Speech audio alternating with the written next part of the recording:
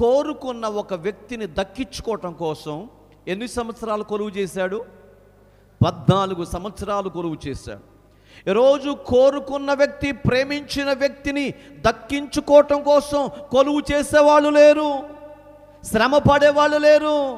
ప్రేమించాలనే ముసుగులో, ప్రేమించాలనే మోసములో నిన్ను చంపమంటావా, నన్ను ఏం చేయమంటావని బెదిరిస్తూ అదురిస్తూ నేటి యువతరం పూర్తిగా నాశనం అయిపోయింది ప్రియులారా.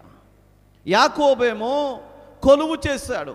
ఇప్పుడు నేటి తరమేమో ప్రేమ అనే ముసుగులో వారి జీవితాలు వాళ్ళే నాశనం చేసుకుంటున్నారు.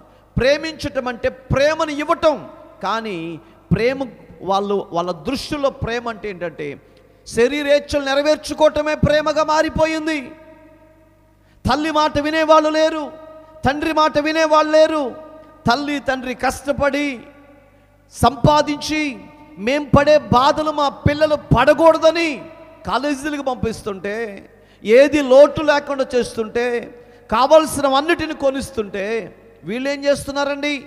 తల్లి తండ్రి మాట వినకుండా వారికి నచ్చినట్లుగా ఎవరో ఒకరిని ప్రేమించి మోసపోతూ వాళ్ళ జీవితాలు వాళ్ళు నాశనం చేసుకుంటూ చివరికి మరణం దగ్గరికి వెళ్ళిపోతున్నారు నేటి యువతరం ప్రియులారా. కానీ యాకోబు అలా కాదండి. యాకోబుకి అదాటు ఉంది, అధికారం ఉంది, వెళ్ళి ఆమెని పెళ్లి చేసుకునే అవకాశం ఆయనకు ఉంది. అలా చేయలేదు ప్రియమైనటువంటి వారులారా. ఆయన ఏం చేస్తాడో తెలుసండి, చక్కగా వెళ్ళాడు, మామతో మాట్లాడాడు, 14 సంవత్సరాలు కొలువు చేశాడు ప్రియులారా. 14 సంవత్సరాలు కొలువు చేసిన తర్వాత తనను దక్కించుకున్నాడు.